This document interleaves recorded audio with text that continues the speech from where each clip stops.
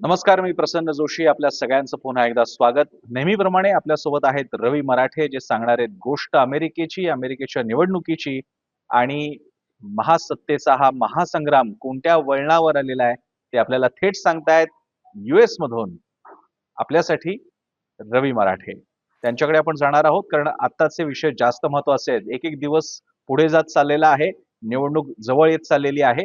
अशा वेळी कोणते महत्त्वाचे टप्पे आहेत, कोणत्या घडामोडी घडतायत आणि असे कोणते फॅक्टर ठरणार आहेत, जे या निवडणुकीमध्ये कमला आणि ट्रम्प यांचं भवितव्य मतपेटीत आणि होय मतपेटीत आपल्यासारख्या तिकडे अजून ईव्हीएम मशीन्स आलेली नाहीयेत. त्यामुळे मतपेटीत बंद होणार आहेत, ते सांगतायत रवी मराठे.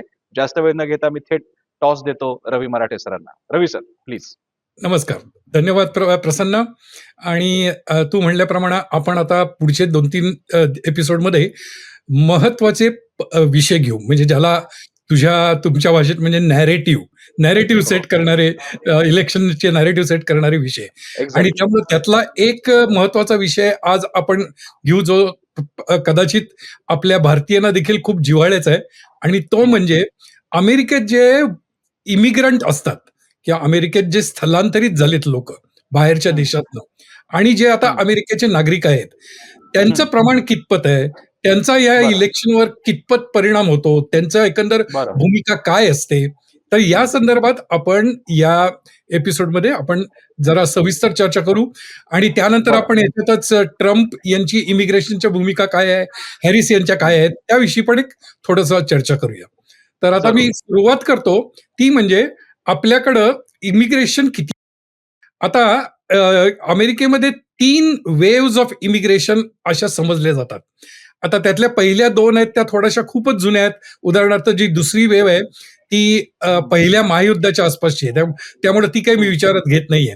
तर ही जी तिसरी वेव्ह आपण जी पाहिली, ही 1965 पासून चालू आहे आणि 2024 पर्यंतची आकडेवारी याच्यात आपण धरलेली आहे. तर यात तुम्हाला बरं. दिसतं की 7,20,00,000 लोक मायग्रेट झाले. आता त्यापैकी बरं. नुसते लॅटिन अमेरिकेतनं जवळजवळ निम्मे आहेत. म्हणजे तुम्ही पाहिलं असेल 3,53,00,000. आता हो. आता लॅटिन अमेरिका याचा अर्थ मेक्सिको, होंडुरास, कोलंबिया, ब्राझील, पेरू, म्हणजे थोडक्यात साऊथ अमेरिका संबंध त्यात धरली जाते. बरं. त्यानंतर जो मेन दुसरा ब्लॉक आहे, तो म्हणजे साऊथ ईस्ट एशिया. आणि तो जो साऊथ ईस्ट एशियाचा ब्लॉक आहे, त्याच्यातनं 1,91,00,000 लोक आलेत. आणि त्याच्यात आपल्या दृष्टीने महत्वाचं म्हणजे चायना त्यात येतं, भारत येतं, अच्छा. आणि बरं. कोरिया त्यात धरलं जातं, फिलिपाईन्स त्यात धरलं जातं, आणि व्हिएटनाम अर्थात.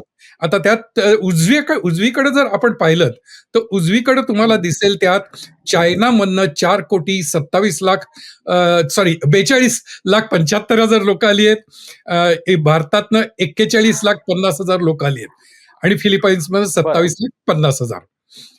तर आता बऱ्याच वेळेला आपल्याला असं वाटतं की अरे, भारतातनं एवढी लोक आपण ऐकतो, आपले शेजारी पाजारी हे अमेरिकेत गेले, हे गेले, आणि मग प्रत्यक्षात त्यांचा अमेरिकेतला एवढा परिणाम, एवढी मोठ्या संख्या का नसते.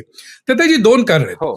एक कारण म्हणजे असं आहे की याच्यातनं नोकरीवरसाठी जे येतात, म्हणजे उदाहरणार्थ मी मागच्या वेळेला बोलतो तसं H1 व्हिसा, L1 व्हिसा वगैरे. तर या नोकरीसाठी येणाऱ्या जी लोक आहेत, ती साधारणतः वर्षाला 70 ते 80,000 असतात. कमी जास्त थोडंफार दरवर्षी होत. आता 70 ते 80,000 जर तू धरलेस, तर 10 वर्ष जरी धरले तरी 1 मिलियन पण होत नाहीत. बरोबर. आणि ही जी आपली मेन आयटीचं जे मायग्रेशन झालं, हे आयटीचं मायग्रेशन आपल्याला माहिती आहे, हे गेले साधारणतः 25 वर्ष, विशेषतः इयर 2000 नावाचा जो एक बागलबुवा आयटी मध्ये निर्माण झाला होता. Y2K, बरोबर. तर तो Y2Kचं त्यानंतर ते इमिग्रेशन मोठ्या प्रमाणावर झालं. तर त्यामुळं मला सांगायचा मुद्दा एवढा असा आहे की आपल्याला आता आपल्या घराच्या आजूबाजूला बरीच लोक, आपल्या बिल्डिंग मधले काही लोक अमेरिकेत असतात, पण ओव्हरऑल संख्या पाहिली तर ती फक्त 41,50,000 आहे. आणि त्यात तुम्हाला दिसेल की मेक्सिको मधनं जास्ती लोक आलेली आहेत, 1,78,00,000, म्हणजे 25% इमिग्रंट हे मेक्सिकोतनं आलेत. हे सांगायचा मुद्दा असा आहे की जेव्हा तुम्ही इमिग्रंट लोकांचं मत आणि त्यांचा निवडणुकीवर होऊ शकणारा परिणाम निकालावर. तर हे जेव्हा विचारात घेता त्यावेळेला तुम्हाला प्रामुख्याने लॅटिन अमेरिकेवर तुम्ही लक्ष दिले पाहिजे, कारण प्रत्येक 2तला 1 मायग्रंट हा लॅटिन अमेरिकेतून आलेला आहे. अच्छा, अच्छा. त्यामुळं त्याच्याकडं आपल्याला जास्ती या सगळ्या लोकांचं लक्ष असतं. तर हे आपल्याला आता इमिग्रेशनचे एक जनरल ओव्हरऑल आपल्याला हे कळलं की 7 कोटी 3,53,00,000 आणि भारताचं त्यातलं प्रमाण अगदीच कमी आहे, 41,50,000.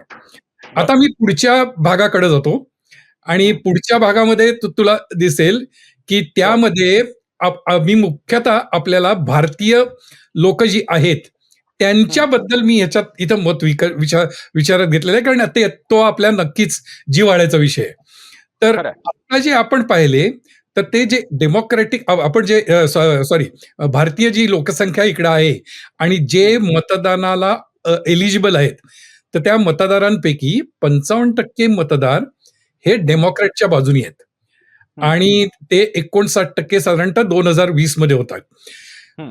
4तला 1 म्हणजे 25%च हा फक्त रिपब्लिकन मध्ये आहे आणि राहिलेले 25% हे इंडिपेंडंट आहेत. आता हे जी आकडेवारी आहे याच्यामागे एक महत्वाचा इथला सिस्टीमचा एक भाग आहे आणि तो म्हणजे असा आहे की इथल्या बऱ्याच राज्यात तुम्ही जेव्हा तुमचं मतदार म्हणून नाव नोंदवता, रजिस्टर करता, त्यावेळेला तुम्हाला तुमचा कल कोणीकडे आहे, तुमचं कुठल्या पक्षाला पसंती आहे, हे तुम्हाला त्यात लिहायला एक कॉलम असतो. काही ठिकाणी ते खूप मॅन्डेटरी असतो. तर याचा अर्थ काय, मी जेव्हा मतदार म्हणून माझी नोंदणी करतो त्यावेळेला मी स्वतःला डेमोक्रॅट म्हणून डिक्लेअर करतो किंवा रिपब्लिकन म्हणून डिक्लेअर करतो, किंवा समजा मला या दोन्हीतलं लिनिंग माझं जाहीर करायचं नसेल तर मी सांगेन की मी आता अपक्ष आहे. आता तू म्हणशील की मग हे याच्यामुळं निवडणुकीवर परिणाम होत नाही का? होतो, याच्यात नक्कीच परिणाम होतो, कारण आता मला जर 55% डेमोक्रॅटच्या बाजूने आहेत असं म्हणल्यावर याचा रिपब्लिकन पक्षाला त्यांची निवडणुकीची स्ट्रॅटेजी ठरवायला नक्कीच त्याचा उपयोग आहे की बाबा भारतीय लोक आपल्याकडे कमी आहेत, मग त्यांची संख्या, त्यांचा पाठिंबा वाढवायसाठी काय करायला लागेल. मग त्यातून मला ते जे पंतप्रधान मोदींनी येऊन इथं ट्रम्पच्या बरोबर मोठ्या रॅली वगैरे ज्या घेतल्या, तर त्याचं मूळ हे थोडंसं इथं आहे की ही संख्या त्यांना 25% जी आहे त्यांच्या बाजूची जाहीर झालेली ती त्यांना वाढवायची. आता हे जे डिक्लेरेशन असतं की मी डेमोक्रॅटिक आहे किंवा रिपब्लिकन आहे, याचा एक आणखी कायदेशीर मात्र एक महत्वाचा त्याचा उपयोग असतो. तो म्हणजे असा, आणि ज्याच्याविषयी आपण बोललो नाही कारण आपण थोडंसं अगदी इलेक्शन जवळ आल्यावर आपल्या ह्या चर्चा चालू केल्या, ती म्हणजे इथे प्रायमरीज नावाचा विषय असतो की म्हणजे काय, तर इथं आपल्याकडे अगदी सोपं उदाहरण द्यायचं म्हणजे समजा पुण्यातनं आपल्याला एक खासदार, काँग्रेस पार्टीला खासदाराचा उमेदवार निवडायचा आहे किंवा भाजपाला निवडायचं आहे, तर ते पक्षांतर्गत ती निवडणूक घेतात की कोण उमेदवार असावा, आणि ती निवडणूक असते ती फक्त पक्षांतर्गत, म्हणजे फक्त पक्षाची जे सदस्य आहेत ते मतदान करतात असं नाहीये. तर हे जे सामान्य मतदार आहेत की ज्यांनी स्वतःला डेमोक्रॅटिक किंवा रिपब्लिकन किंवा आपल्या भाषेत म्हणजे जे स्वतःला भाजप, काँग्रेस किंवा आणखी असं जे स्वतःला डिक्लेअर करतात, तर त्यांना त्या प्रायमरीमध्ये मतदानाचा अधिकार आहे. आणि त्यामुळे हे डिक्लेरेशन महत्वाचं असतं, कारण तुम्ही जर प्रायमरीमध्ये डेमोक्रॅटिक पक्षाचे सदस्य तुम्ही जर डेमोक्रॅट म्हणून स्वतःचं नाव डिक्लेअर केलेलं नसेल व्होटरच्या रजिस्ट्रेशन मध्ये, तर तुम्हाला डेमोक्रॅटिकच्या प्रायमरीमध्ये काही राज्यात तुम्हाला मतदान करायचा हक्क नाही. त्यामुळे ते रजिस्ट्रेशन थोडं महत्वाचं आहे. तर आता आपण परत त्या ह्याच्याकडे गेलो तर तुम्हाला दिसेल की मी म्हणलं तसं की अमेरिकेच्या ह्याच्यात निम्म्यापेक्षा जास्ती लोक हा कल डेमोक्रॅटिक कडे आहे. तो कित्येक निवडणुका असाच आहे. थोडासा आपल्या भारतामध्ये एक थोडासा गेल्या निवडणुकाच्या ट्रम्प गेल्या वेळेस जेव्हा होते, मग त्यावेळेला अबकी बार ट्रम्प सरकार वगैरे असं ते मोठ्या रॅली, त्यामुळे कसं सर्वसाधारणतः मत असं निर्माण झालेलं आहे की भारतीय लोक ट्रम्पच्या बाजूने आहेत, पण ते वास्तवाला धरून नाही. कारण बरं. हे जे रिपब्लिकनचा 25% आणि 55% हा जो आकडा आहे, हा हो. अधिकृत सरकारी आकडा आहे, की बरं. एवढ्या लोकांनी स्वतःला डिक्लेअर केलंय, की मी हो. 65% डेमोक्रॅट आहे म्हणून. बरं. तर वाह! त्यात याच्या संदर्भात आता आणखी एक फक्त मला तुला एक महत्त्वाचं सांगायचंय ते म्हणजे आपण आता भारतीय लोकांचं मत, आता भारतीय हं. लोकांची मतं महत्त्वाची आहेत का? आहेत. पण हं. त्याच्यातला दुसरा भाग लक्षात घ्या, हो. की तुम्ही जर पाहिलात, की ओव्हरऑल भारतीय मतदार आहेत साधारणतः 22,00,000. हं. आता 22,00,000मधले तुम्ही जर या ह्याच्यात चित्रात पाहिलं, तर हो. कॅलिफोर्नियामध्ये 4,00,000 आणि इलिनॉय, बरं. न्यू जर्सी, न्यूयॉर्क आणि टेक्सास या हो. सगळ्यांच्या ह्याच्यात मिळून एक अनिकेत 8-9 लाख. म्हणजे बरं. थोडक्यात 21,00,000पैकी 13,00,000 लोकं ही हं. अशा राज्यात राहतात, की ज्या राज्यात जी स्विंग स्टेट नाहीयेत. हो. जिथं एक्झॅक्टली. डेमोक्रॅटिक पक्षच जिंकतो. बरं. त्यामुळे त्या अर्थाने भारतीय मतदार हा निवडणुकीचा कल बदलायच्या दृष्टीने तेवढा महत्वाचा नाही. आणि त्याचं अच्छा, कारण अच्छा. इथे आहे, की बरं. 21,00,000पैकी 13,00,000 लोकं अशा राज्यात हं. राहतात, की जिथं त्यांच्या मताला किंमत तर नक्की आहे, पण ते वेगळ्या बरं. अर्थाने किंमत नाही अशा अर्थाने, की ते ही स्विंग स्टेट नाहीत. स्विंग स्टेट्स नाही. बरोबर. हां, तर तो एक महत्वाचा भाग आहे. तर मग याच्यातला मुद्दा कुठे आहे? तो मग भारतीय लोकांचं मतदार कुठं तुम्हाला उपयोगी पडतं? तर हो. जॉर्जिया. आता अच्छा. जॉर्जियामध्ये 4,00,000 लोकं अशी आहेत, की जी भारतीय आहेत. भारतीय बरं. म्हणजे सॉरी म्हणजे भारतीय असं म्हणणं योग्य नाही. पण भारत, बांगलादेश, पाकिस्तान, श्रीलंका, नेपाळ आणि भूतान हं. या 6 राज्यातले आहेत. आता बरं. या 6-7 देशामधली आहेत. हो. आता मी तुला फक्त यातल्या आकडेवारीपासून थोडा दूर जाऊया आपण. आणि जरूर. भारतीय लोकांचं मत काय आहे ह्याच्यावर पण आपण वैयक्तिक बघू. आता जेव्हा जॉर्जिया सारख्या स्विंग स्टेटमध्ये भारतीय लोकांशी वार्ताहर बोलले. इनफॅक्ट हं. मला सांगायला आनंद आहे, की मी स्वतः माझे काही मित्रमंडळी आहेत, की जे भारतीय आहेत आणि काही अमेरिकन पण आहेत जॉर्जियामधले. हं. तर त्यांच्याशी बरं. मी स्वतः बोललो आणि त्यांना त्यांचं तर मत विचारलंच, पण त्यांना विचारलं, की तुमचा इथला कल काय आहे? तर त्यातली हं. 2-3 चांगली उदाहरणं मी तुला देतो. तर एक जरूर. पियुष पटेल म्हणून आहेत. तर एक पियुष पटेल म्हणून आहेत. 60 वर्षाचे गृहस्थ आहेत. हं. बरेच वर्ष इकडे राहतायत. आता ते म्हणाले, की बाबा नाही मला ट्रम्प नको. का असं मी हं. त्यांना विचारलं. त्यांनी सांगितलं, की त्या माणसाने मागच्या वेळेला जे निर्णय मान्य केला नाही लोकशाहीचा आणि मग बरं. तो जो दंगल झाली, कॅपिटल रायट्स वगैरे, तर हो. त्यामुळे मला नको. बरं. त्याच्या विरुद्ध त्यांनी असं सांगितलं, की त्यांचे जे काही पटेल मित्र आहेत. आता हं. पटेल म्हणजे जनरली ते इथली लोकं पटेल कम्युनिटी आपल्या गुजराती असल्यामुळे बिझनेसमध्ये. तर हो. ते जे पटेल मित्र आहेत, ते ट्रम्पच्या बाजूने आहेत. बरं. आणि मी जेव्हा त्यांना विचारलं, की ह्याचं कारण काय? तर याचं हं. कारण त्यांनी 2 सांगितले, की याचं कारण महत्त्वाचं त्यांनी सांगितलं, की कोव्हिडच्या मध्ये या ठिकाणी ट्रम्प त्यावेळेला राष्ट्राध्यक्ष होते आणि हं. त्यांनी त्यावेळेला पे प्रोटेक्शन प्रोग्राम म्हणून एक बरं. प्रोग्राम ठेवला होता, की तुमचा समजा माझं एक छोटंसं दुकान आहे हं. आणि त्या दुकानामध्ये माझे 2 नोकर आहेत आणि हं. आता कोव्हिडमुळे सगळं बंद आहे आणि हो. बंद असल्यावर माझी विक्री नाही, त्यांचा पगार मी कसा देणार? तर हं. अशा वेळेला ट्रम्पनी तो पगार, त्या 2 हं. नोकरांचे पगार सरकारने दिले. बरं. आणि त्यामुळे त्या पे प्रोटेक्शन प्रोग्राममुळं या हं. पटेल कम्युनिटीमध्ये एक ट्रम्प यांच्याविषयी थोडी सहानुभूती आहे. बरं. दुसरा आता त्याच्यात आणखी एक हे गोष्ट वेगळी आहे. त्याच्यातले हं. आणखीन एक मी ऋषी म्हणून एक माझ्या ओळखीचे आहेत. त्यांच्याशी बोललो. बरं. तर त्यांना म्हटलं, की तुम्हाला काय वाटतं? तर ते म्हणाले, की "हे बघ, की माझ्या दृष्टीने इमिग्रेशन हा मुद्दा महत्वाचा आहे." तर मला हं. थोडं आश्चर्य वाटलं, की तुम्ही स्वतः इमिग्रंट आहात आणि तुमच्या हं. दृष्टीने इमिग्रेशन हा मुद्दा कसा असतो? तर ते म्हणाले, की हो. "नाही, बरोबर आहे तुझं म्हणणं, की मी स्वतः इमिग्रंट आहे. त्यामुळे हो. इमिग्रेशन हे त्या अर्थाने मला बोलायचा अधिकार नाही." पण त्यांचं हो. म्हणणं, की जे इल्लीगल इमिग्रेशन आहे, तर बरं. त्याच्याविषयी मला थोडासा एक तिटकार आहे किंवा त्याच्यामुळं मी ट्रम्पला हं. पाठिंबा देतो. तर अशी बरं. वेगवेगळ्या तऱ्हेची मतं आहेत आणि त्यातली एकच फक्त आता एक गमतीचा भाग मी सांगतो आणि नंतर आपण पुढच्या ह्याच्यावर जाऊया. जरूर. या ठिकाणी जॉर्जियामध्ये एक पॉलिटिकल एडव्होकसी ग्रुप आहे.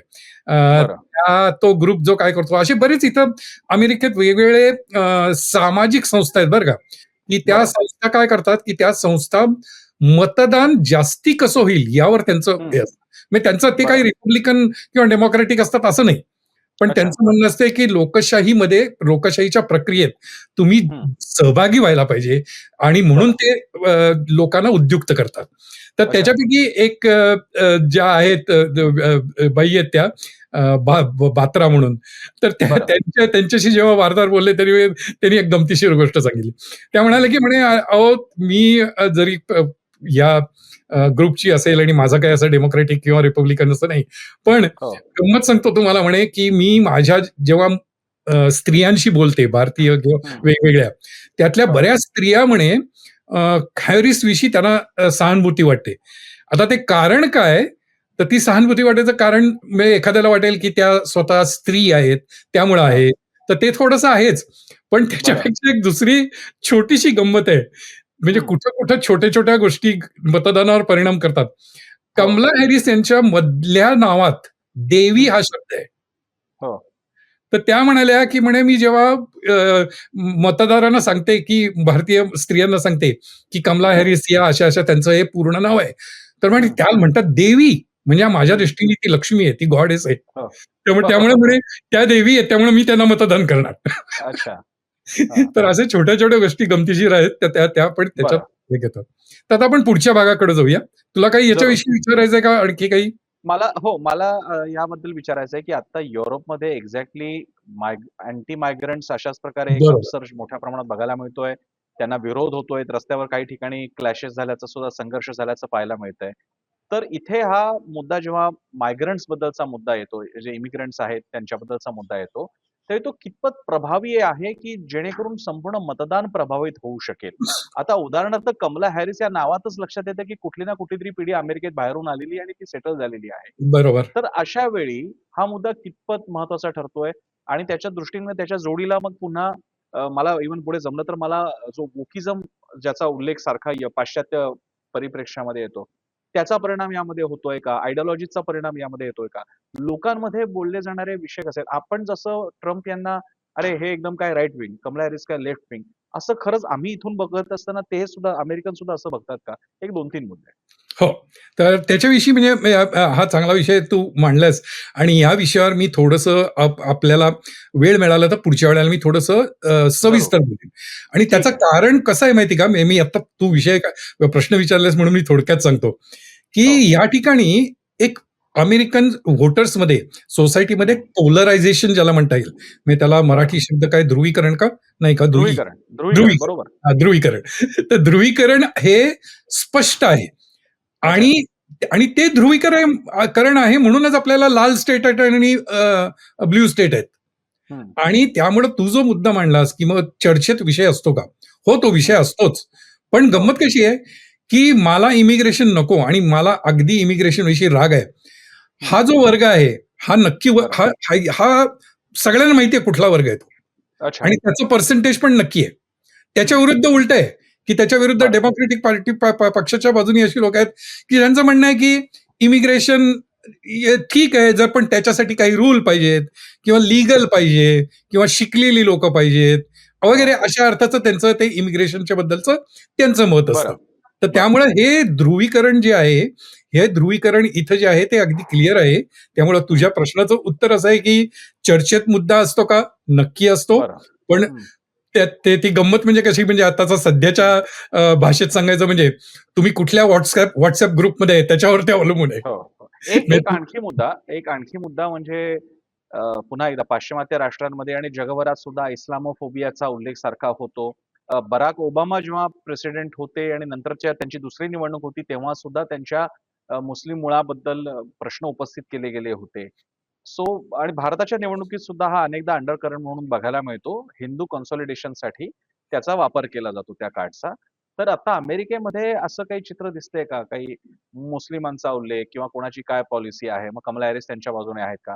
कारण सध्या युरोपमध्ये जो प्रामुख्याने क्लॅश बघायला मिळतोय, तो त्याची मुस्लिम मुसलमानांच्या छटा ह्याच्यावर ही अगदीच एव्हिडेंटली आहे. त्याचं कारण युरोप हा आफ्रिकेला, आशियाला लागून आहे. लागूनच आहे आणि बरोबर. तिथून त्या देशातून पुढे जात असताना ते क्लॅशेस तसे होताना दिसतात. कारण जर्मनीसारख्या देशाने आपल्या सीमा थोड्या मोकळ्या-ढाकळ्या ठेवल्या होत्या किंवा तत्सम त्याचे जे काही परिणाम असेल ते. तर अमेरिकेमधल्या इमिग्रेशनच्या मुद्द्याला मुस्लिम परिमाण किती आहे? हा फार चांगला मुद्दा चांगला प्रश्न विचारलायस. ज्याला मुस्लिम फोबिया असं जर तू जर शब्द वापरला, तर हं, मुस्लिम फोबिया हा थोडाफार आहे. हं. पण त्याच्यापेक्षा मी उलटं म्हणेन, पण त्याच्याविषयी इथं कोणी बोलत नाही. कारण त्या 2 कारणं आहेत. एक तर म्हणजे मुस्लिमांचं मतदार संख्या ही बरं, अगदीच नगण्य आहे. बरं. त्यामुळं असं नाहीये, की मी त्यांच्या विरुद्ध बोलल्यामुळं मला हिंदू मतं एकत्र होतील, असं हो, नाहीये इथे. आणि दुसरा ह्याच्यात कसं आहे, इथं जी मुस्लिम मतदार आहेत, ते हो. मतदार मात्र ॲक्चुअली ते दोघांनाही मतदान करत नाहीत. बरं, ते लोकशाही बरं, प्रक्रियेपासून बरेचशी लोकं अलिप्त राहतात. आणि बरं, त्याचं बरं. 2 महत्वाचं कारण असं त्याच्यामागे आहे, की हं. त्याच्यामागे महत्वाचं कारण म्हणजे पॅलेस्टिनियन इश्यू. आणि अच्छा, अच्छा. पॅलेस्टिनियन इश्यूच्या बाबतीत यांचं म्हणणं असं आहे, की दोन्ही म्हणजे ओव्हरऑल मुसलमान वर्गाचं म्हणणं असं आहे, हो, ज्या प्रकारे पॅलेस्टिनियन लोकांनी आता गेले 1 वर्ष सफर केलं किंवा त्याच्या हो, अगोदर देखील तो विषय काय आजचा नाहीये, तो वर्षानुवर्षाचा विषय. तर ते हो. जे आहे आणि त्यांच्यावर जो अन्याय होतोय, त्याच्या हं. बाबतीत अमेरिका सदैव इस्रायलची भूमिका बाजू घेत आली. मग भले हो, ते ट्रम्प असतील किंवा बायडेन असतील. तर हो. त्यामुळं त्यांना त्यांच्या दृष्टीने ते दोघंही फारसे काही चांगले नाहीत. त्यामुळे ते हं. त्या प्रक्रियेपासून थोडेसे अलिप्त राहतात. अलिप्त आणि राहतात. बरं. त्याच्यात आणखीन एक कारण असं आहे, की ट्रम्प जेव्हा होते तेव्हा त्यांनी मुस्लिम देशातनं मायग्रेशनवर बंदी आणायचं डिक्लेरेशन केलं होतं. हो, हो. आठवतंय हां. मला. खरं तर आहे. त्यामुळं ते आणखी कारण आहे, की त्यामुळे पण ती लोकं साधारणतः अलिप्त असतात. त्यांचं प्रमाण नगण्य आहे, त्यामुळे आणखी त्यांच्याविषयी कोणी फारसं बोलत पण नाही. बरं, बरं. ठीक आहे. आपण पुढच्या पुढे मुद्द्यांवर जाऊ. येस. आता मी तुला मगाशी म्हणलं तसं, की आता डेमोक्रॅटिक पार्टीचा जो मगाशी आपण म्हणलं, की भारतातले 50% पेक्षा जास्ती लोकं हे डेमोक्रॅटिक पार्टीचे सदस्य अधिकृत असतात. सदस्य म्हणजे परत मला थोडंसं एक क्लॅरिफिकेशन येऊ दे. हो, मी जेव्हा व्होटर म्हणून रजिस्टर केलं त्यावेळेला माझा कल डेमोक्रॅटिक पार्टीकडे आहे, असं मी सांगितलं. याचा अर्थ मी डेमोक्रॅटिक पार्टीचा सदस्य आहे असा नाही बरं का. म्हणजे ते बरं, सदस्य बरं, असणं आणि माझा कल असणे यात फरक आहे. तर हा जो बरं. 62% वगैरे हे ज्या फिगर दिसतायत, हे त्या कलावर अवलंबून आहेत, की ज्यांनी व्होटर हं, रजिस्ट्रेशन करताना त्यांचं स्वतःला आयडेंटिफाय केलं, की मी डेमोक्रॅटिक आहे हं, किंवा रिपब्लिकन आहे. तर त्यात तुम्हाला दिसेल, की चायनीज काय किंवा फिलिपाईन्स काय किंवा कोरियन काय, व्हिएटनामीज काय, तर यांच्या ह्याच्यात एक्सेप्ट जर तू व्हिएटनाम पाहिलंस, तर हं. सगळीकडं डेमोक्रॅटिक पार्टीकडं त्यांचा कल असतो. तर त्यामुळं हे सांगायचा हेतू काय, की इमिग्रेशन जे ट्रम्पला इमिग्रेशनच्या विरुद्ध ट्रम्पचं मत असतं, ते थोडंसं कन्सिस्टंट आहे. कारण रिपब्लिकन पक्षाचा जो एक मतदार म्हणून जो आहे, की हो, जोच ट्रम्पचा मतदार आहे, त्याचं स्वतःचं इमिग्रेशन बद्दल अत्यंत कडवट मत असतं. आणि बरं, आता बरं. तुला ह्याची एक म्हणतात ना, की लॉजिकल चेन आपल्याला लावता येईल. आपण हो, खूप आपण गेले 2-4 एपिसोडमध्ये बोललोय. हो. रिपब्लिकन कोण आहेत? ज्यांची शिक्षण कमी आहे. हो, ते हो. कोण अगदी. आहेत? येस. ग्रामीण भागातले आहेत. त्यामुळे हो. त्यांचं एक्सपोजर कमी आहे. त्यामुळे हं, त्यांना जर माझ्या 1000 वस्ती असलेल्या गावात अचानक कोणी अ, वेगळ्या रंगाचा, वेगळ्या वर्णाचा, हं. वेगळ्या सवयींचा माणूस येऊन राहायला हो, सुरुवात केली, तर ते हो. मला नकोच वाटणार आहे. तर हं, त्यामुळं ते रिपब्लिकन पार्टीचे जे मतदार आहेत, एक कट्टर मतदार किंवा त्यांच्या बाजूचे हे हं, कायम इमिग्रेशनच्या विरुद्ध आहेत आणि तेच तुम्हाला इथं दिसतं, की त्यामुळं इमिग्रंट म्हणून जे ते येतात, त्यांना पण माहिती आहे, की मला हं. रिपब्लिकन लोकं एक्सेप्ट करत नाहीत. त्यामुळे ते हो. स्वतः डेमोक्रॅटिक पार्टीच्या बाजूने जातात. बरं. हां. येस. त्यानंतर पुढच्या भागाकडे जाऊ आपण. हो, आता हे मी तुला मुद्दाम लॅटिनोच्या बद्दल बोललो. कारण हो. आपण मगाशी पाहिलं अगदी सुरुवातीला, की निम्मे इमिग्रेशन ही लॅटिनोची आहे. हं. तर मग त्यामुळं म्हणजे निम्मी इमिग्रेशन जर लॅटिनोची आहे, तर लॅटिनो मतदार जे आहेत, ते नक्कीच त्यांचा कल कुठं आहे, ते महत्वाचं आहे. बरं. तर या ठिकाणी पण तुला दिसेल, की 57% लॅटिनोचे ही हॅरिस किंवा त्यांच्या बाजूनी आहेत आणि 39%च फक्त ट्रम्पच्या बाजूनी आहेत. परत मुद्दा काय येतो इथं, आता ते लॅटिनो कुठल्या राज्यात आहेत? कॅलिफोर्नियामध्ये बरेच. त्यामुळे हो, तिथं डेमोक्रॅटिक निवडून येते यात काही आश्चर्य नाही. आणि बरं. त्यामुळे मी जे आपण जे नेहमी म्हणतो ना blue blue state, red state हो, किंवा ब्लू वॉल, हो. त्याचं कारण हेच आहे, की त्याचं कारण वेगवेगळ्या कारणापैकी हे कारण की जिथं लॅटिनो वोटर जास्ती आहेत त्या ठिकाणी जनरली ब्ल्यू स्टेट असतं. एक मात्र त्याला अपवाद आहे आणि तो अपवाद आहे म्हणजे फ्लोरिडा. आता मग तू म्हणशील की हा अपवाद फ्लोरिडाला का आहे? तर हा फ्लोरिडाला अपवाद याचं कारण असं आहे की फ्लोरिडामध्ये जे लॅटिनो इमिग्रंट आहेत ते मेक्सिको किंवा त्या साऊथ अमेरिकेतनं आलेले नाही आहेत. ते क्युबन जास्ती आहेत. आणि आणि क्युबनमध्ये त्यांनी जे स्वतःचा संबंध संस्कार जे लहानपणापासून पाहिलेत तर त्या संस्काराशी आणि त्याच्याशी त्यांना ट्रम्प हा त्यांना जवळचा वाटतो. त्यामुळं रिपब्लिकन पक्ष जवळचा वाटतो. त्यामुळं फ्लोरिडा हा हे जे चित्र आता मी दाखवतोय त्याला पूर्णपणे अपवाद आहे आणि ते सिद्ध पण होतं कारण फ्लोरिडामध्ये तुम्हाला दिसेल की ट्रम्पला बहुमत मिळतं. तिथले गव्हर्नर पण डिसेंटिस म्हणून जे आहेत रिपब्लिकन आहेत. तर आणखी पुढच्या ह्याच्यात तुला एक दिसेल तर आपण पुढच्या भागाकडे जाऊया. तर हे आता यातलं ही फक्त आता तुला थोडीशी गंमत आहे की जेव्हा तुम्ही लॅटिनो वोटर्सचं अनालिसिस करता तर तेव्हा तुम्हाला अगेन्स्ट ट्रम्प किती आहेत आणि फॉर हॅरिस किती आहेत. तर आता तुम्ही पाहिलं असेल की 54% म्हणतात की मला ट्रम्प नको, म्हणजे डेमोक्रॅटिक पक्षाचे ते नाही आहेत, ते डेमोक्रॅटिक पक्षाच्या बाजूने आहेत असं नाहीये. ते म्हणतात की मला ट्रम्प नको म्हणून मी हॅरिसला मत देणार. हे सप्टेंबर 24चे आकडे आहेत बरं का. आणि तेच तुला पाहिलं की हॅरिसचं असेल ते 46% हॅरिसला म्हणून मत देतात. त्याच्या उलट ट्रम्पचं आहे. ट्रम्पच्या बाजूला बघा तुम्ही, जे ट्रम्पचे मतदार आहेत ते म्हणतात की 70% मला ट्रम्प पाहिजे म्हणून आहे आणि 30% हॅरिस नको म्हणून आहे. थोडक्यात काय, हॅरिसना बऱ्यापैकी निगेटिव्ह व्होट मिळणार आहे की मला ट्रम्प नको म्हणून मी हॅरिस ना मत देणार. हा, ते हे जे निगेटिव्ह मतदान आहे आणि हे निगेटिव्ह मतदान हे फार महत्वाचं आहे इथं. आता याच्यामध्ये एक मुद्दा जो मी तुला आवर्जून सांगतो आणि तो म्हणजे आपण मागच्या वेळेला बोललो होतो की इथं 2च पक्ष काय आहेत, तिसरा चौथा पक्ष का नाही. तर जर तुम्ही लॅटिन जे मतदार आहेत त्यांचं जर तुम्ही इथं सर्वे झालेला आहे, स्टडी झालेला आहे, त्या स्टडीमध्ये असं झालंय की जवळजवळ 40% लॅटिन व्होटर आहेत, म्हणजे 35 ते 40% दरम्यान, जे म्हणतात मला रिपब्लिकन पण आवडत नाही, मला डेमोक्रॅटिक पण आवडत नाही. त्यामुळं आता ह्या निवडणुकीमध्येच असं काही लॅटिन जे असे ग्रुप असतात त्यांनी प्रयत्न केला होता की आपण एक ज्याला आपल्या भाषेत म्हणजे थर्ड फ्रंट असा उभा करायचा की ज्याला लॅटिन, पण ते या निवडणुकीत फारसं काही त्याला मूर्त स्वरूप आलेलं नाहीये. पण आपण आश्चर्य वाटून घेता कामा नये की उदाहरणार्थ 2028 साली काही लॅटिन व्होटर डॉमिनेटेड जे एरिया आहेत त्या ठिकाणी लॅटिन पक्षाचे स्वतःचे लॅटिन मतदारांनी निर्माण केलेला पक्ष म्हण किंवा त्यांच्या विचाराचं असे उमेदवार उभे राहतील आणि त्याच्या मागं लॅटिन मतदार एकजुटीने उभे राहतील, ही शक्यता खूप आहे.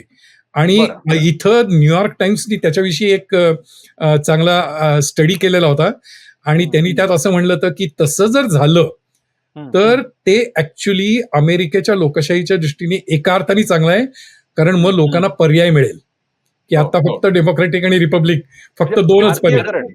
अमेरिकेच्या राजकारणाचं वेगळ्या भारतीकरण होईल. Regional parties, caste based parties, group wise parties, अशा सगळ्या. माझी लॅटिन, बरोबर, माझी पार्टी काय आहे तरी ती महाराष्ट्रीयन लोकांची, तशी ही लॅटिन अमेरिकन लोकांची.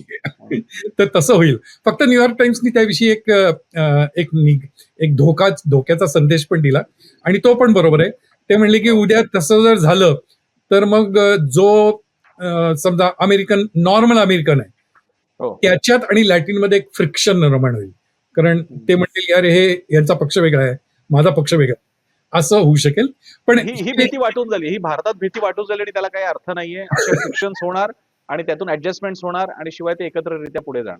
बरोबर. पण ते परवाचा जो विषय निघाला होता आपला की 2 पेक्षा तिसरा पक्ष का नाही, ती शक्यता खूप आहे. 2028 इथे जाणवतोय, इथं जाणवतो, लॅटिन वोटर्स मध्ये जाणवतो. तर आता आपण पुढच्या ह्याच्याकडे जाऊया. आणि हे आपण आता पाहिलं की निगेटिव्ह वोट हे हॅरिसना लॅटिन मतदारामध्ये निगेटिव्ह वोट जास्ती मिळणार आहे. आता याच्यात ही स्लाइड फार इंटरेस्टिंग आहे. ही स्लाइड मी अशा करता दाखवतोय की तुम्हाला जेव्हा बायडेन उमेदवार होते त्यावेळेला आपले इमिग्रंट जे आहेत त्यांचं व्होटिंगचं इंटेन्शन आणि हॅरिस उमेदवार झाल्यावर त्यांचं इंटेन्शन हे कसं बदललं. तर तुम्हाला तर याच्यातनं तुम्हाला कळेल की जेव्हा हॅरिस उमेदवार बनल्या त्यावेळेला Asian American, Indian, Filipino, Japanese अमुक या सगळ्यांचं एकदम कल हॅरिसकडे गेला. तुम्हाला दिसेल की जे एशियन अमेरिकन बायडेनच्या बाजूनी फक्त 46% होते ते अचानक 54% झाले. आणि त्याप्रमाणे भारताचं इंडियन बघा तुम्ही 46चे 69. आणि ते तुम्हाला मगाशी मी जे म्हणलं ना की त्या एक बाई म्हणाल्या की कमला हॅरिसच्या नावात देवी आहे त्यामुळे त्या माझ्या दृष्टीने देवीच्या स्वरूप आहेत त्यामुळे मी त्यांना मतदान करणार. तर ते तुम्हाला इथं थोडंफार दिसतं.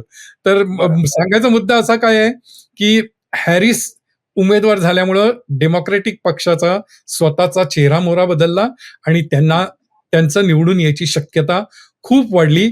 आपण असं म्हणू डेमोक्रॅटिक पार्टीच्या अर्थाने नशीब असं म्हणू त्यांचं नशीब चांगलं की पहिल्या त्या डिबेटमध्ये बायडेन इतके त्यांचा काय म्हणायचं त्याला पुअर परफॉर्मन्स झाला की ज्यामुळे त्यांना उमेदवारीपासून दूर जायला लागलं.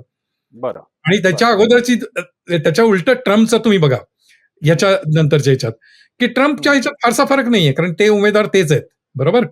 उलट कसं झालंय बघा की कोरियन मतदारांच्यात किंवा फिलिपिनो मतदारांच्यात त्यांचं प्रमाण ट्रम्पचं सपोर्टचं प्रमाण कमी झालंय. बरं. एप्रिल टू सप्टेंबर मध्ये. आणि ते matches with Harris replacing Biden. बरं. आलं का लक्षात. म्हणजे ज्या वेळेला लोक बायडेन होते त्यावेळेला ते म्हणत होते का बायडेनपेक्षा ट्रम्प चांगला पण आता हॅरिस आल्यावर ते म्हणाले की नाही बाबा आता हॅरिस आल्यात मग आता ट्रम्प नको. तर ते आणि हे मुद्दाम मी प्रत्येक ठिकाणी आज फक्त इमिग्रंट्स मतदार जे आहेत त्यांच्याविषयीच मी फक्त बोलतोय बरं का. म्हणजे याच्यात जे सर्वसाधारण अमेरिकन आहेत त्याच्याविषयी मी काही आता तो विषय नाही आपला. तर त्यामुळं आपल्याला ह्याच्यातनं आपण आणखी एक लक्षात येईल की हॅरिस उमेदवार झाल्यामुळे इमिग्रंट जी लोक आहेत त्यांचा दृष्टिकोन बदललाय. त्यांना बायडेन नको होते. त्यांना हॅरिस आल्यावर मग ते म्हणतायत की नक्कीच हॅरिस या ट्रम्पपेक्षा चांगले आहेत. बरं बरं. आता आपण पुढच्या ह्याच्याकडे जाऊ. आता हे इमिग्रंट जे आहेत तर आपण इमिग्रेशन जे बोलतो तर इमिग्रंट मध्ये हे कुठल्या महत्वाच्या शहरात आहेत. तर आता ही जी शहरं आहेत सगळी या ठिकाणी हे सगळे इमिग्रंट राहतात. आणि मी जेव्हा इथं इमिग्रंट म्हणतो ना तेव्हा मी सगळेच इमिग्रंट धरतोय. म्हणजे लॅटिनो, फिलिपाईन, इंडियन, चायनीज यात मी असं काही फरक करत नाहीये. तर त्यात तुम्ही जर पाहिलात तर उदाहरणार्थ जर डावीकडे जर तुम्ही पाहिलात तर लॉस एंजल्स किंवा सॅन होजे आता किंवा सॅन फ्रान्सिस्को आता हे सगळे कॅलिफोर्नियात आहेत. ह्याचा ब्ल्यू स्टेट आहे ते त्यामुळे त्याचा काही संबंध येत नाही. न्यूयॉर्क काही त्याचा परिणाम होत नाही. शिकागो त्याचा काही परिणाम होत नाही. फ्लोरिडामध्ये तुम्हाला दिसेल मयामी अमुक तमुक त्याचा पण काही परिणाम नाही. थोडक्यात काय तर मग जे इमिग्रंट आहेत आणि ज्याचा निवडणुकीच्या निकालावर परिणाम होईल अशी फार कमी शहर आहेत. त्यात म्हणजे तुम्हाला एक दिसेल लास वेगास. आपण परवा दिवशी पाहिलं तर की लास वेगास या एका शहराने गेल्या वेळेला बायडेनना कसं निवडून दिलं. आणि नेवाडामध्ये त्यानंतर फिनिक्स जर तुम्ही पाहिलं तर फिनिक्स ही देखील अरिझोनाची राजधानी अगेन स्विंग स्टेट आणि एका फिनिक्स काउंटीनी केवढा मोठा लीड बायडेनना दिला ते पण पाहिलं. त्यानंतर तुम्ही उजवीकडे पाहिला तर अटलांटा त्यानंतर फिलाडेल्फिया विषयी तर आपण अगदी डिटेलमध्ये अगोदर बोललेलो आहोत. सांगायचा मुद्दा असा याच्यात आहे की लास वेगास, फिनिक्स, जॉर्जिया आणि पेन्सिल्व्हेनिया सोडलं तर इमिग्रंट मतदारांमुळे निवडणुकीचा निकाल बदलला अशी शक्यता कुठल्याही बाकीच्या राज्यात नाही. कारण तिकडचे इमिग्रंट कोणाला मत देणार हे सगळ्यांना माहिती आहे आणि त्यांच्या मतदानातला कल बदलल्यामुळे ओव्हरऑल निवडणुकीच्या निकालात काही फरक पडत नाही. बरं.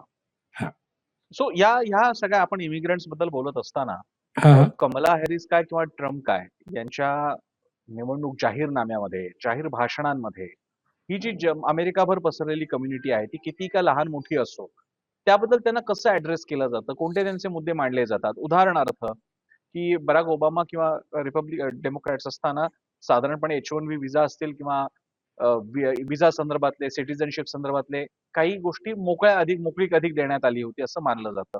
तर इमिग्रंट्सचे ह्या विषयाबाबतीत म्हणजे त्यांनी निगेटिव्ह अर्थानंच आहे, म्हणजे उदाहरणार्थ इमिग्रंट्स आमचे जॉब खातायत.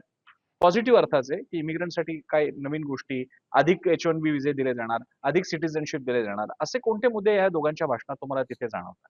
बरोबर. तर आता मी म्हणलं तसं इमिग्रेशन या निवडणुकीतला एक नक्कीच महत्वाचा मुद्दा आहे. मग आता तो महत्वाचा मुद्दा कशा अर्थाने आहे, तर त्याच्या बाबतीत निगेटिव्ह गोष्टी जास्ती आहेत. म्हणजे थोडक्यात काय, तर इमिग्रेशन नको किंवा इमिग्रेशन आता फार होतंय किंवा अति होतंय बरोबर. आणि आता हो. ते आपल्याला थांबवायला पाहिजे. या अर्थाचा कल या अर्थाच्या अ, अ, भाषणं जास्ती आहेत आणि या बरं. अर्थाने ते अमेरिकन मतदारांना त्याच्या त्याच्या बाबतीत बोलतात. तर आता मी तुला पुढच्या एक दोन फोटो दाखवतो, ज्याच्यात आपण एक्झॅक्टली इल्लीगल इमिग्रंट विषयी मी थोडंसं आकडेवारी आणली आहे. याच्या नंतरचं आपण बघू. हो. याच्या पुढचं. हा, आता अनऑथराइज इमिग्रंट वर्कफोर्स. ओके. तर आपण म्हणतो की इलिगल इमिग्रेशन खूप आहे, इलिगल इमिग्रेशन खूप आहे आणि त्यामुळं जॉब्स जे इथं लॉफुल आहेत त्यांचे कमी होत आहेत. ते खरं आहे का? तर ही जी आकडेवारी आहे, ही 2022ची अर्थात 2 वर्षापूर्वीची आहे. पण 2 वर्षात काय प्रचंड बदल झालाय असं नाही. तर 2022 ते 2007 जर तुम्ही पाहिलं, तर हो. अनऑथराइज इमिग्रंट आहेत, त्यांच्यामुळं काही फारसे जॉब त्यांनी वेगळे खाल्ले नाहीत कंपेअर्ड टू 2007. आता मग हे जॉब कुठले आहेत? तर हे जॉब आहेत ते सगळे मॅन्युअल जॉब. म्हणजे अगदी तुला स्पष्ट उदाहरण द्यायचं म्हणजे आता मी जिथं राहतो तिथं आजूबाजूला जे घरं आहेत, ते आता आमच्या इथं बऱ्याच नगरपालिका म्हणजे आमच्या लोकल ह्याच्यात कंपल्शन असतं, की आमची पुढची लॉन, मागची लॉन ही आम्ही व्यवस्थित ट्रिम करून मेंटेन केली पाहिजे हो. वगैरे, वगैरे. तर म्हणजे ते कायदेशीर आहे. तर मग ही कामं कोण करतात? ही कामं ही लॅटिनो करतात. बागेचं, कन्स्ट्रक्शनचं. तर पण सांगायचा मुद्दा कसा आहे, की त्यामुळे अनऑथराइज इमिग्रंटचा लेबर फोर्सवर परिणाम झालाय का? नाही. पण आता तू जर म्हणलास, की पॉलिसीवर काय होतं?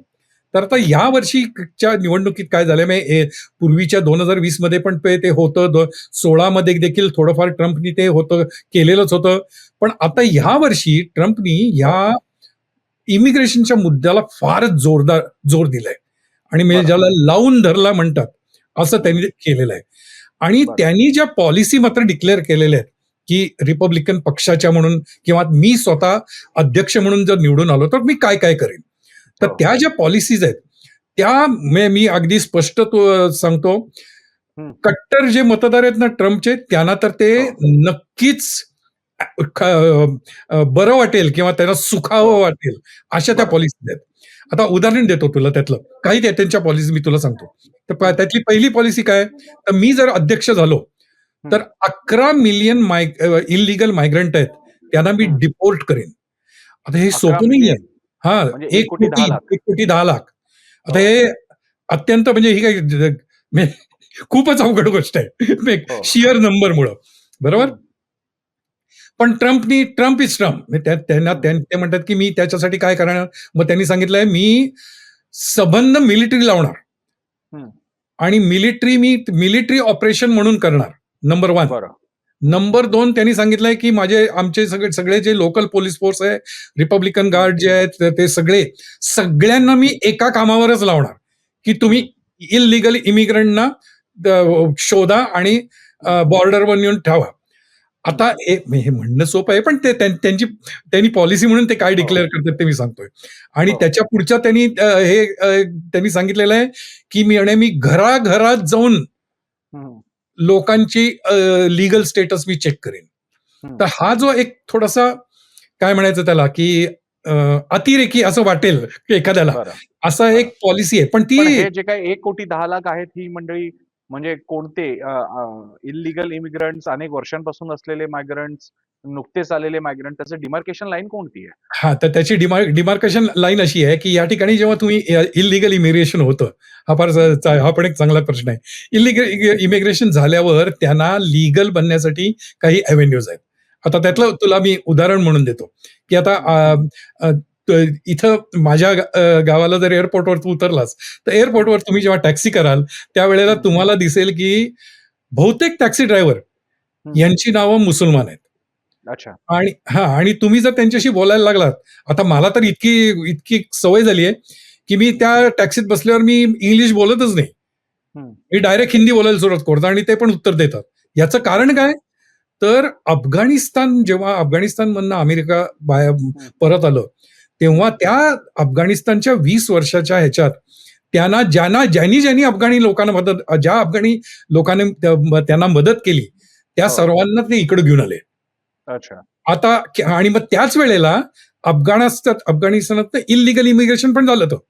पण ते बरं. जेव्हा इल्लीगल झालं, तेव्हा ते इकडं आल्यावर ते म्हणाले, की "हे बघा आम्ही जर परत गेलो, तर तालिबान आम्हाला मारून टाकेल." हं. आणि ते तालिबान ही रिअल थ्रेट आहे. त्यामुळे मग हो. त्यांना इथं लीगल रूट मिळाला. तर बरं. असे मी फक्त तुला एक उदाहरण देतो. आता याच्यात आणखी तुला एक दुसरं तुला उदाहरण द्यायचं म्हणजे काय, की इथं इमिग्रंट आला आणि त्यांना अपत्य झालं. आता त्यांना जर अपत्य झालं, तर इकडं जेव्हा तुम्हाला नागरिकत्व मिळतं, ते तुमचा अमेरिकेत जन्म झाला, की तुम्ही अमेरिकन नागरिक. बरं. म्हणजे जन्माने तुम्हाला नागरिकत्व मिळतं. मग आता हो. इथं अक्षरशः हजारो अशी उदाहरणं आहेत, की मुलगा इथं जन्माला म्हणून तो अमेरिकन नागरिक हं. आणि आई-वडील मात्र इल्लीगल आहेत. म्हणजे अच्छा. ते असं कुठलं तरी मॅन्युअल जॉब करून स्वतःचे गुजराण करतायत आणि हा बरं. मुलगा लीगल आहे. तर मग आता अशा लोकांचं काय करायचं? तर मग गव्हर्नमेंटनी त्याच्यासाठी एक वेगळा रूट काढला, की जर तुम्ही या कॅटेगरीत बसत असाल, तर तुम्हाला तुमच्या आई-वडिलांना देखील आम्ही नंतर लीगल करून घेऊ. तर असे बरं. वेगवेगळे ते ग्रुप आहेत. हे मी फक्त तुला 2 उदाहरणं दिली, की बरं. की की की ज्यातनं तुम्ही येताना इल्लीगल म्हणून येता, पण इल्लीगल म्हणणं तुम्ही एक ठराविक तुमचा त्या वेगवेगळ्या रूटमधनं जाऊन तुम्ही स्वतःला लीगल बनवू शकता. अच्छा. अरे हां. बापरे! तर त्यामुळे थोडक्यात काय हे असे जे इल्लीगल आहेत, की ज्यांनी वर्षानुवर्ष स्वतःचं लीगल हे स्टेटस करू शकले नाहीत, कन्व्हर्ट करू शकले नाहीत. त्या लोकांसाठी हो. हे 1,कोटी,10,00,000 ते त्यातले आहेत. बरं. हां. तर तो एक झाला. तर त्यानंतर ट्रम्पनी दुसरा पॉलिसी काय सांगितली आहे, की त्यांनी सांगितलं, की बर्थ बाय सिटिझनशिप कॅन्सल. अच्छा. आता ह्याचा फार मोठा परिणाम आहे बरं का. याचा फार मोठा परिणाम असा आहे, की आत्ता मी म्हणलं तसं, की जन्माने मिळणाऱ्या नागरिकत्वाचं लाखोनी लोक आहेत इथं. मी अगदी तुला साधं उदाहरण देतो, की जेव्हा हो. भारतीय तरुण आय-टी इंजिनियर जेव्हा नोकरीला इथे येतो आणि तो कुटुंब त्याचं पण इथं बरोबर असतं. तर त्याला इकडं आल्यावर त्याला काही मुलं-बाळं होतं, अपत्य होतात. तर त्यांना तो इकडचं नागरिकत्व मिळतं. आता हो. इकडचं नागरिकत्व मिळाल्यामुळं त्यांना खूप त्याचे बेनिफिट मिळतात. कारण बरोबर. एज्युकेशनला, फीजला सगळीकडे बेनिफिट मिळतात. पण आता ते जर ट्रम्पनी बंद केलं, तर या अशा लोकांवर त्याचा परिणाम होणार. कारण त्यांचं बरं. नागरिकत्व मिळणार नाही. पण त्यातनं ट्रम्पला कसं दाखवायचं, की मी इल्लीगल हे करणार नाही. तिसरा ट्रम्पची पॉलिसी आहे, जी लोकं पॅलेस्टिनियनचे विरोधी आहेत आणि ज्यांनी पॅलेस्टिनियनच्या विरोधी निदर्शनं केली, त्यांची इस्रायलच्या म्हणायचं तुम्हाला? पॅलेस्टाईन प्रश्नाच्या बाबतीत इस्रायलच्या विरोधी निदर्शनं केली. सॉरी. हो, हो, नाही, हो. सॉरी. माय बॅड. ठीक आहे. हां. तर ती जी लोकं आहेत, इथं ते बरीच निदर्शनं झाली ज्यावेळेला ऑक्टोबरमध्ये ते हे झालं त्यावेळेला. तर त्या निदर्शनामध्ये ज्यांनी पार्टिसिपेट केलं, त्यांना सगळ्यांना म्हणे मी परत पाठवणार, हं. डिपोर्ट करणार, वगैरे, बरं. वगैरे, वगैरे. तर त्यामुळे अशा त्यांनी पॉलिसीज ज्या दिल्या आहेत, त्या खूप अशा एक ज्याला म्हणता येईल ना, की अतिशय तिखट किंवा स्ट्रिक्ट बरं. अशा त्यांनी बरं. पॉलिसीज डिक्लेअर केल्या. एक इथे प्रश्न या निमित्तानं एकदम माझ्या मनात आला, की अमेरिकेमध्ये ज्यू पॉप्युलेशन किती असेल? ज्यू धर्मीय? 4% च्या आसपास. 4%. हो, हो, हो. तरी तरी त्या अर्थानं अल्पसंख्यच म्हणायला हवं. ते अल्पसंख्याक आहेत. पण मी तुला सांगतो, की मी आता जो सर्वात तुला पहिला मॅप दाखवला ना, की हो. थर्ड वेव्ह ऑफ मायग्रेशन म्हणून मी जे दाखवलं. हो. तर तिथले ज्यूज जर तुम्ही पाहिले, तर ते फर्स्ट एंड सेकंड वेव्ह मधले आहेत. बरं. त्यामुळे ते अमेरिकन नाही आहेत, हे कोणाला लक्षात पण येत नाही. अच्छा. हां, म्हणजे त्यांचा धर्म ज्यू आहे किंवा ते ख्रिश्चन आहेत वगैरे, हे कधीच ती रेषा पुसली गेली आहे. म्हणजे त्यांना अच्छा. सर्वसाधारणपणे अमेरिकनच धरलं जातं. आणि दुसरी गोष्ट, ज्यूच्या विरुद्ध शत्रुत्व कोणाचं? तर मुसलमानांचं, म्हणजे एक सर्वसाधारणपणे. हो. हे मुसलमान इथं नगण्य आहेत. त्यामुळे ज्यूचा परत एक ज्यूच्या विरुद्ध कोणी काही केलंय असं काही इथं हो. शक्यता खूप कमी आहे. बरं. पण मग जी जी अँटी इस्रायल किंवा ज्यू नाही म्हणता येणार, अँटी इस्रायल जी निदर्शनं झाली होती तिथे, ती करणारी पॉप्युलेशन म्हणजे आपण इथे सगळ्या रिलिजियस डेमोग्राफीचा विचार करतोय. ते निदर्शनं करणारे कोण असतात? कोण हां, आहेत? तर ते ते अल्प असे समूह आहेत का, की ते तिकडचे म्हणजे मूळचे ख्रिश्चन लोक आहेत? कोण आहेत? ते कोण आहेत? हां, तर ते हे जे समूह होते आणि त्या त्या त्यामुळे तो ट्रम्पचा महत्त्वाचा मुद्दा आहे. या हं. समूहामध्ये खूप विद्यार्थी वर्ग होता बरं.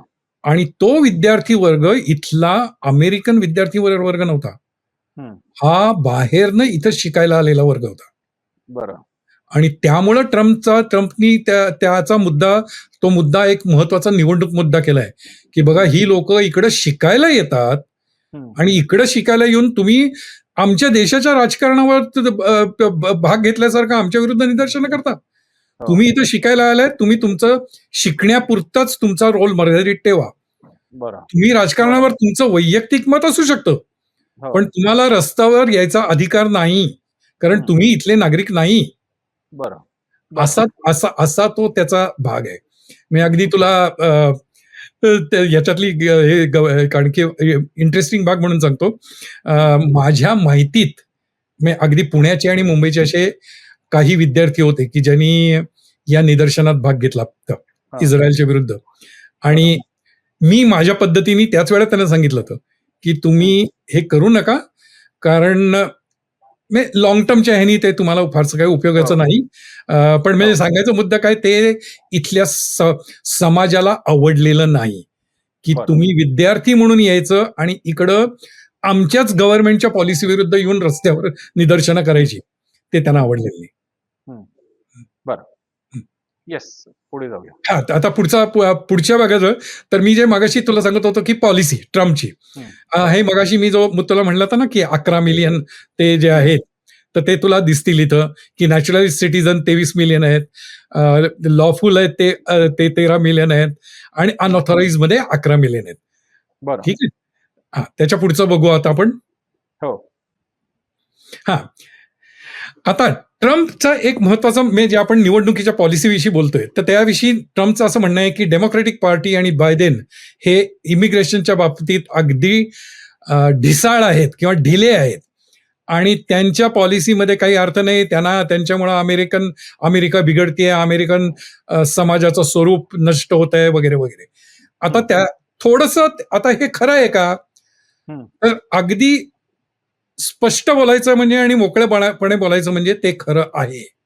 हं. आणि आता खरं आहे म्हणजे कसं झालंय तुला सांगतो, की याचा अर्थ काही बायडेननी बॉर्डर ओपन केली आणि तो काही इमिग्रंटना म्हणतोय, की या, तुमचं स्वागत आहे वगैरे, असं काही नाहीये. हं. पण एक परसेप्शन असतं, की हं. ट्रम्पच्या वेळेत जेव्हा होते, की ते तुला जर उजवीकडे या डायग्राममध्ये पाहिलं, तर हो.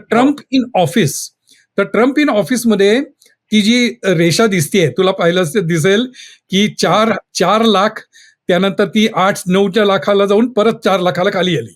ठीक आहे? हं. तर 3 बरं. लाखावरनं ती सुरुवात झाली. म्हणजे थोडक्यात काय, हं. ट्रम्प असताना एक परसेप्शन होतं, की हे राष्ट्राध्यक्ष असताना आपली काही डाळ शिजणार नाही, आपण उगाचच त्याच्या फंदात पडायला नको. ठीक आहे? बरं. तर हं. त्यामुळं ते एक परसेप्शन होतं. त्यामुळं ते इमिग्रेशन अप्रेन्शन्स जे होते ते आता हे अप्रेन्शन म्हणजे काय, तर बॉर्डरला कोणीतरी घुसायचा प्रयत्न केला आणि पोलिसांनी पकडलं. ठीक आहे? बरं. तर त्यामुळे ट्रम्पच्या पिरियडमध्ये तुम्ही पाहिलं ती संख्या खूप कमी होती. हं. आता बायडेन आल्यावर अचानक तुम्ही पाहिलत, तर ती संख्या 22-23 लाखापर्यंत गेली. बापरे! बापरे! आता हे का झालं, तर एक काय म्हणायचं त्याला, की एक परसेप्शन, की अरे आता हं. बायडेनचं राज्य आहे, चला, चला, चला. असं हं. अशा हो. अर्थाचं. आणि हो. त्यातनं या आमच्या बॉर्डर फोर्सवर प्रचंड ताण आला, की म्हणजे तू बरं. साधा विचार कर, की ज्या पोलिसांनी पूर्वी 4 लाख गुन्हेगारांना अटक केली, त्यांना हं. अचानक जर 22 लाख गुन्हेगारांना अटक करायची पाळी आली त्यांच्यावर, तर काय करणार ते? हा मग ते काय करणार म्हणजे त्यामुळे तेव्हा ते जेव्हा 22 लाख अटक करतायत त्यावेळेला 5-10 लाख ते निसटून गेले असणार. हो. बरोबर? तर त्यामुळं हो. त्यामुळं थोडासा तो ट्रम्पचा मुद्दा बरोबर आहे. पण हं. तो काही केवळ बायडेननी अधिकृत काही काय म्हणायचं धोरणं बदलली म्हणून झाला असं नव्हता. तो मोर ऑफ अ बरं. परसेप्शन होतं. आता बरं. त्यातला आणखीन एक तुला पुढचा मॅप दाखवतो. हं. हा बघ. आता ट्रम्पचं पत्र एक कुठं थोडंसं चुकलं असं मी म्हणणार नाही. कारण तुम्ही हं. कुठल्या पक्षाच्या बाजूने आहात किंवा कुठल्या दिशेने विचार करताय त्यावेळेस ती एखादी गोष्ट चूक किंवा बरोबर असते. हं. बरोबर? बरं. तर आता तुम्ही पाहिलत तर इथं तुम्हाला नंबर ऑफ ॲडमिटेड रेफ्युजीज आणि हं. अॅन्युअल सीलिंग तुम्हाला दिसेल. तर हं. आता ट्रम्पच्या काळातलं ते तुम्ही पाहिलत तर ते सीलिंग हं. अत्यंत कमी होतं. हं. म्हणजे ॲडमिटेड रेफ्युजीज तर 20,000, 30,000, 40,000 च्या आसपास होते ट्रम्पच्या काळात. हं. आणि ती बरं. फिगर अचानक हे आल्यावर बायडेन आल्यावर 70,000, 80,000 च्या आसपास गेली. हं. आणि सीलिंग जे होतं अॅन्युअल सीलिंग हं. की किती रेफ्युजी ॲडमिट करायचे. तर या हं. इथं मात्र बायडेन यांचं धोरण त्यांनी जे केलं ते त्यांना आता निवडणुकीत त्याचा थोडासा निगेटिव्ह त्यांच्यावर परिणाम होतोय बायडेन म्हणजे हॅरिसवर आता की बरं. कारण तुम्ही जर पाहिलं तर अॅन्युअल सीलिंग जे आहे ते त्यांनी आता 1,20,000 ला नेलंय. बरं. आता सामान्य मतदार काय म्हणतो की तुम्ही एवढे रेफ्युजी कशा करता ऍक्सेप्ट करताय? खरं. ट्रम्प असताना 20,000 तुम्ही करायचा. हं. अचानक 20,000चे 1,20,000 रेफ्युजी करायसारखं असं काय घडलंय जगात, की हो. तुम्ही अचानक रेफ्युजी एवढे वाढवलेत? हो.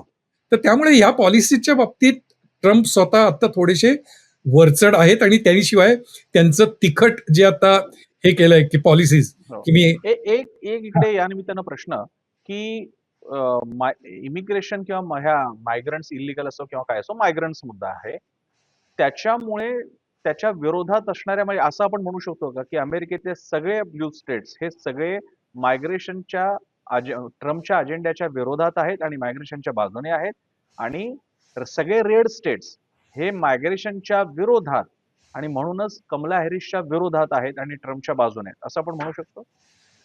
सर्वसाधारणपणे हो. पण मी बरं. असं म्हणेन की त्यात फक्त मायग्रेशन हा मुद्दा नाहीये. हं. म्हणजे त्यात मी तुला आपण जेव्हा म्हणू ना, की मी जेव्हा मगाशी ध्रुवीकरण जे बोललो, तर त्या हां. ध्रुवीकरणात बाकीचे पण मुद्दे आहेत, की उदाहरणार्थ बरं. इकॉनॉमी. म्हणजे आपल्याला हं. आश्चर्य एखाद्या वेळेला आपल्यासारख्या देशात, भारतासारख्या देशात एखाद्या आर्थिक धोरणं याची हं. आपल्याकडं इतकी सविस्तर विश्लेषण किंवा चर्चा होत नाही निवडणुकीत. हं. किंवा हं. माझं किंवा कोणी मतदार मला वाटत नाही की केवळ एका अ, ज्याला म्हणता येईल ना ब्रॉडर आर्थिक धोरण ह्याच्यावर जाऊन हं. मतदान करतो असं नाहीये. हं. म्हणजे हं. कुठेतरी एखादं लाडकी बहीणवर मतदान करेल पण ते काय हो. आर्थिक धोरण नाहीये ते. बरोबर? नाहीये. हां. तर त्यामुळे आर्थिक धोरणाचा देखील परिणाम आहे. त्यामुळे तुझ्या प्रश्नाचं असं बरं. उत्तर आहे की इमिग्रेशन येस पण त्याच्यात तुम्ही आता लाडकी बहीणचा उल्लेख केला म्हणून, पण अमेरिकेमध्ये सुद्धा डायरेक्ट बेनिफिट ट्रान्सफर सारख्या कुठल्या स्कीम्स आहेत किंवा अशा कुठल्यातरी पॉप्युलिस्ट स्कीम्सद्वारे नाही, मतदान फिरवण्याचे काही प्रयत्न आहेत तिथे? नाही, नाही. इकडे कोणी तसं अजून केलेलं नाहीये, की बाबा तुम्ही मी आता म्हटलं तसं चाइल्ड टॅक्स क्रेडिट ते हॅरिसने अच्छा. दिलेलं आहे. हां. पण बरं. चाइल्ड टॅक्स क्रेडिट हा म्हणजे तुमच्या कर प्रणालीचा विषय झाला ना. हे बरं. बरं. तुम्हाला लाडकी बहीणसारखं तुम्हाला उचलून पैसे कोणी देत नाहीये. खरं आहे. हां. त्यामुळे कर प्रणालीचा भाग म्हणून थोडेफार इकडं-तिकडं कन्सेशन मिळतात. येस. एक आता शेवटाकडे जाताना तुमचे काही सम अप करत असतानाची कमेंट, एक सम अप कमेंट. आता कॉमेंट म्हणजे अशी आहे की इमिग्रेशनच्या बाबतीत सर्वसाधारणपणे त्यांचा कल डेमोक्रॅटिक पक्षाकडे असतो.